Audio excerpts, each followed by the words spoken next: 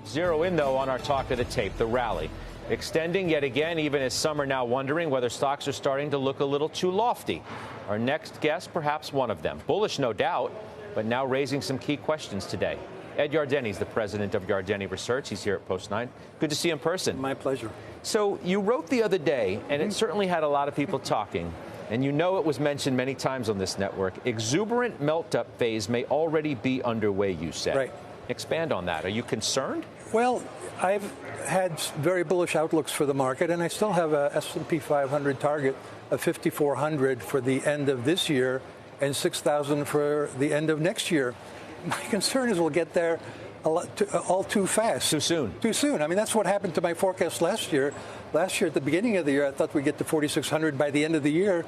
We got there by July 31st, and then I had to kind of twiddle my thumbs here and say, okay, what do we do from here? And I thought we might go sideways. We had a correction, and then we went out to record highs recently. I had a very astute wealth manager on with us, highly regarded the other day, who is Cheryl Young. She said the market's priced for perfection. Howard Marks, right? He was on the network yesterday. He talked about these compounding positives that have led stocks to where they are.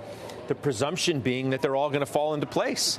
Is that being too presumptuous? Well, I don't think it's just a presumption. I mean, that we just saw Fed Governor Waller give a speech, and it was titled "Almost as Good as It Gets, but How Much Longer?" So I think we're all looking at the economy, and we're very impressed with its resilience.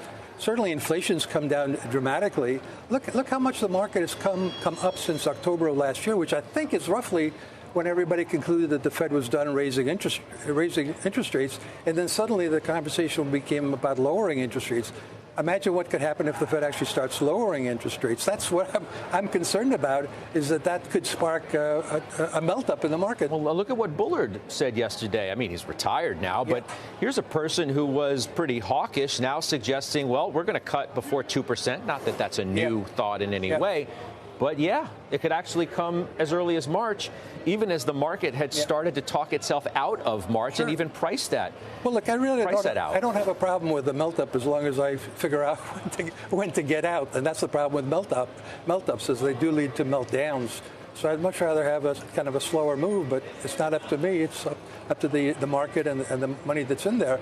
I think the Fed would be making a mistake to lower interest rates. I think Powell's going to start pushing back against it because he's very aware of market forces, and if the stock market just keeps going up, it creates a positive wealth effect, and then that creates a potential for inflation to make a comeback. And by the way, the Middle East is boiling, and that could create a 1970s scenario. So it's either the 1970s or the 1990s, or in my case, in terms of my base case, I'm hoping that it'll be more like the 1920s.